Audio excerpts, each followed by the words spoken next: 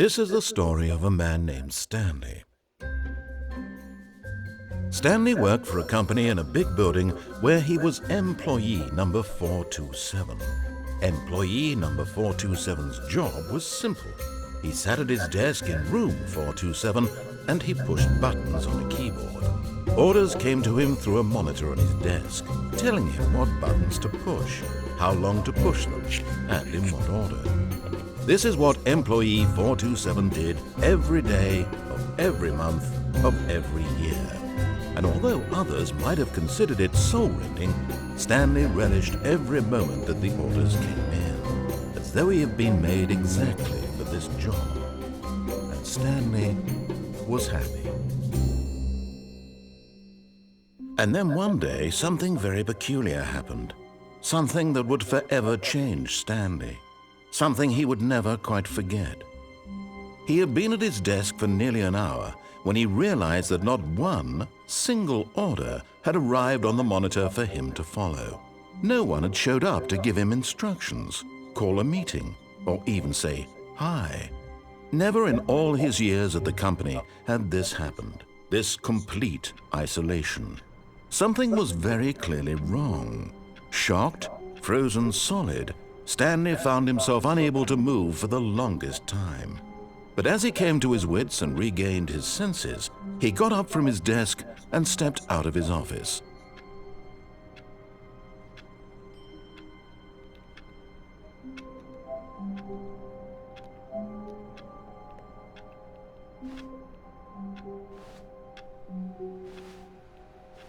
All of his co-workers were gone.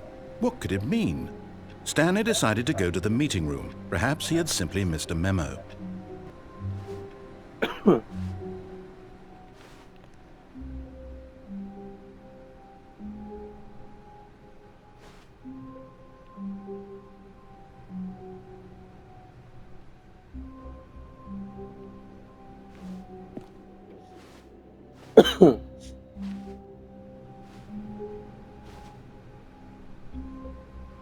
Stanley picked up the bucket.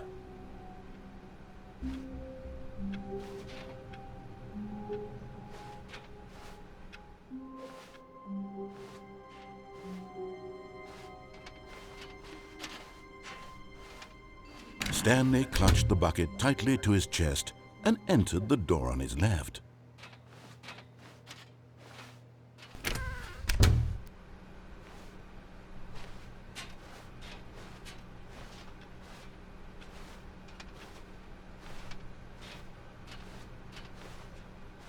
Still no one was here. Stanley needed the bucket's warmth and comfort now more than ever. Perhaps his boss's office was where he'd find answers.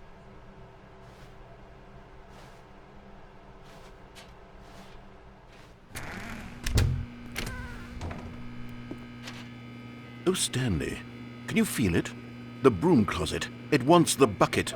You can feel that, can't you? The aura of jealousy, it's as clear as day. This broom closet believes it deserves the bucket. I can really feel it now. It's a bucket. It belongs in a broom closet. That's what the broom closet is trying to say here. It's supposed to go with the other cleaning supplies. Good for you, Stanley. Don't give in. Don't hand over the bucket. I know how hard it must be, given the pressure that the broom closet is putting on your shoulders right now, but you have to be strong. This is your bucket. This is your companion and lifelong friend. You can't hand it over. Oh no. We're getting into name-calling now, it seems. Is this how low the broom closet has sunk, that it has to resort to this stream of petty insults simply in order to get you to hand over the bucket? Stanley, I never liked this broom closet for a variety of reasons, but even this is worse than I had imagined. And wait, now the broom closet has the gall to imply that you and the bucket are not truly deep and lasting friends? That your relationship is purely superficial and convenient? That your life is so banal and meaningless that you'd feel the same sort of kinship towards any inanimate object which happened to lay in your path in an even partially enticing manner? Well, I never. Go on, Stanley. Lay into it. Really tell the broom closet off for its demeaning comments. Expand on the wide variety of experiences you and the bucket have shared together. Go through each of them point by point. Share your journal entries detailing the rich emotional landscape of your feelings for the bucket, as they have changed and evolved over the years. Let him have it.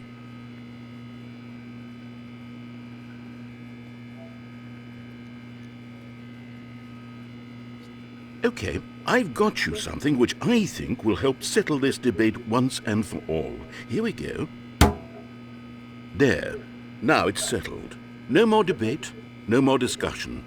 Take a hike, broom closet, with all your meandering philosophical diatribes about the nature of cleaning supplies and their relationship to broom closets in the natural order of things.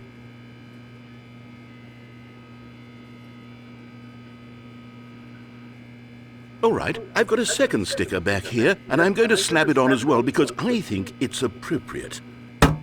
You see?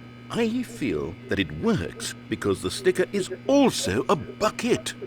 That way, if you're ever unsure whether the thing you're holding is a bucket or not, you can look down at this sticker and say to yourself, "Ah, it's a bucket." There really is a wide variety of applications for this sticker.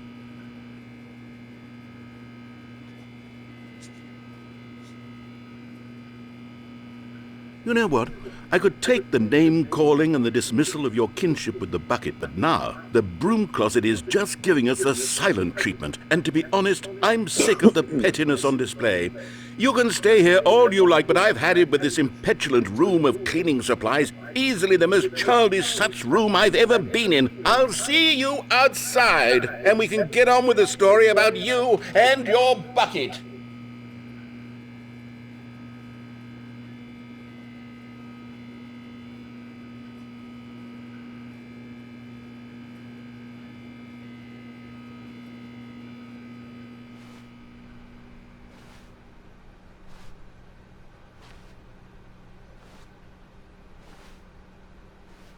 Coming to a staircase, Stanley and the bucket walked upstairs to the boss's office.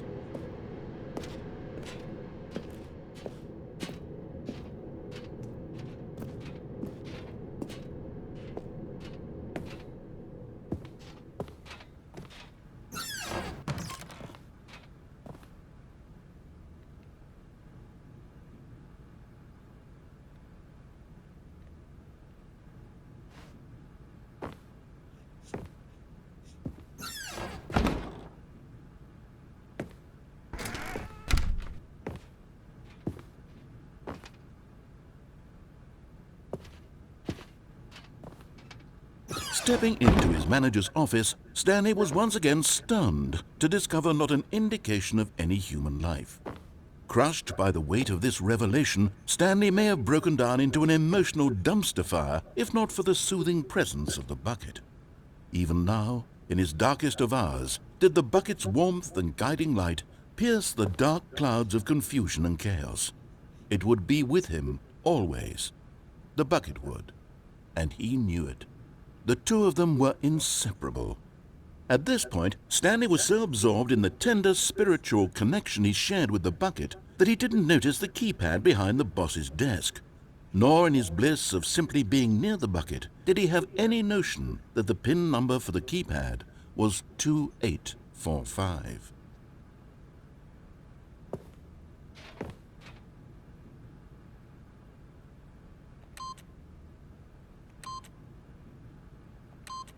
Stanley just sat around twiddling his thumbs. Trying to input anything on the device was useless, since he could never possibly know that the combination was 2845.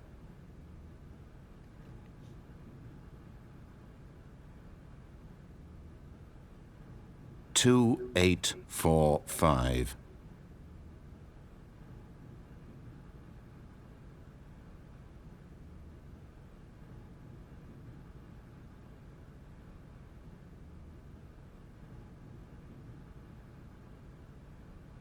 Forgot, but it turns out that the panel's emergency override kicked in, and the door just opened all by itself, and Stanley got the hell along with the story. Well, whoop-de-doo.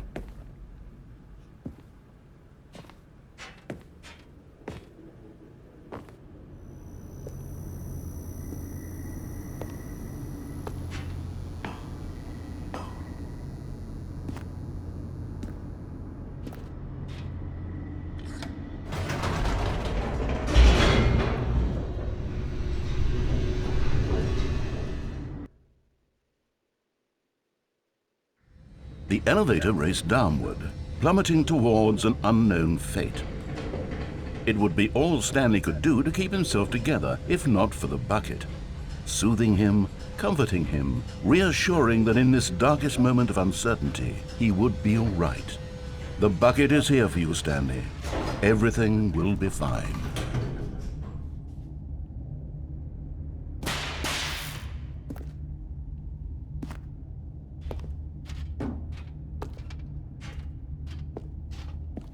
Stanley and the bucket walked straight ahead through the large door that read, Mind Control Facility.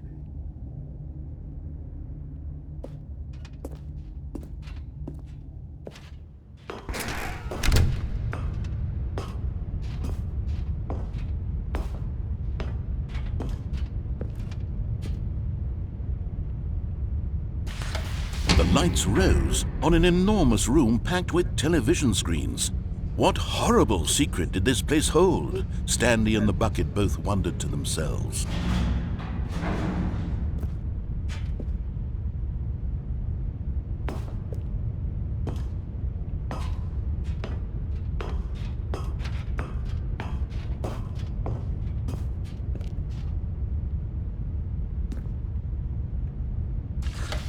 The monitors jumped to life, and Stanley nearly dropped the bucket in shock. Everyone in the office was being videotaped, monitored like guinea pigs. The bucket had never seen anything like this, and it very nearly burst into tears as Stanley cradled it gently, reassuring it that everything would be fine.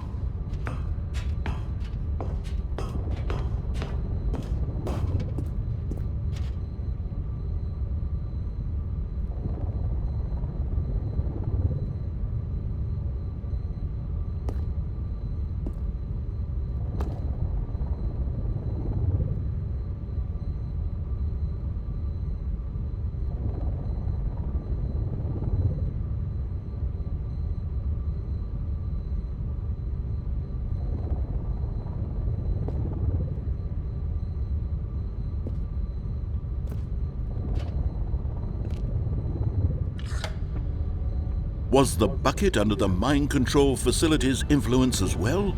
Had the bucket been told to do things it didn't wish to do?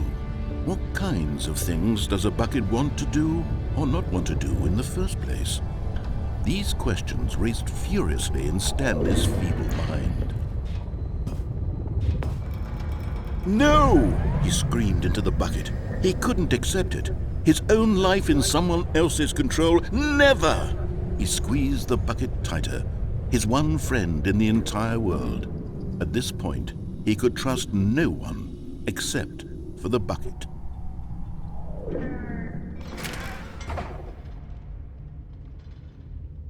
But here was the proof. The heart of the operation. Controls labeled with emotions, happy or sad or content. Walking, eating, working, all of it monitored and commanded from this very place. And as the cold reality of his past began to sink in, Stanley decided that this machinery would never again exert its terrible power over another human life. For he and the bucket would dismantle the controls for good. Two best friends, Stanley and the bucket, up against the world.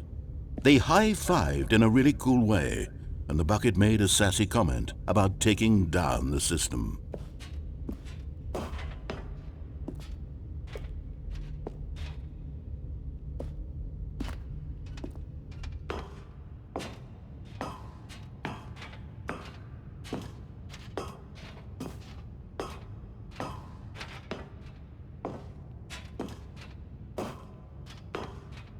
When at last they came to the source of the room's power, Stanley and the bucket knew it was their obligation to put an end to this horrible place and to everything it stood for.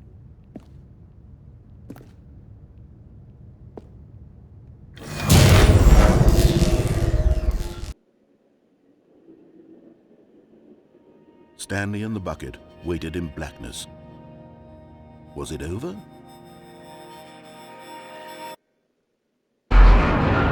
Yes, they had done it. Stanley and the bucket had defeated their greatest and darkest enemy, freed themselves from the tyrannical grip of the evil mind control machine. Freedom was now mere moments away.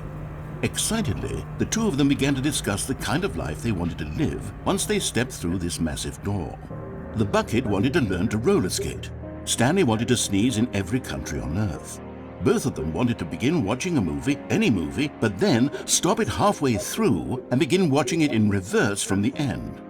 True, it was a simple life they envisioned, but it was one they'd lived together, with one another to lean on, to trust, to support. What? Wait, what was happening? Why had the door stopped? Was Stanley and the bucket not about to be freed? An unbearable silence filled the room, lingering in uncertainty, until finally the truth hit Stanley square in the face. This building did not want the bucket to leave. Even the facility itself recognized the incredible calming presence of the bucket, needed the soothing warmth of the bucket, would go to any lengths not to part with the bucket. No. Stanley can't leave this place. Not while he has such a precious bucket in his arms. Not while this building has anything to say about it.